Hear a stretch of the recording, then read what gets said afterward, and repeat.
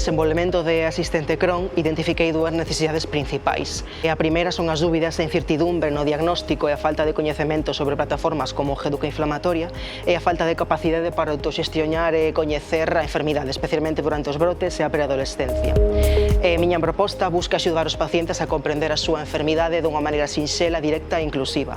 A aplicación ten como objetivo axudar os pacientes a adquirir habilidades que lles permitan tomar decisións importantes para o seu benestar e cuidado, manexando as dificultades para superar as frustracións, os medos, as angustias, rabia, negación e todos os sentimentos negativos que vivimos as persoas con Crohn.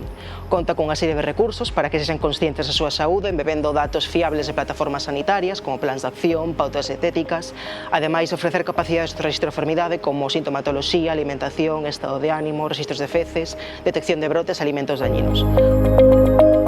O aspecto innovador do proxecto radica no uso das TIC no tratamento e seguimento de enfermidades crónicas e como obxectivo é que o paciente comprenda a súa enfermidade e aprenda a cuidar do seu benestar físico e mental. A Asistente Crohn se desenvolve para Android e os datos do usuario sempre están illados no dispositivo, nunca se comparten con terceiros.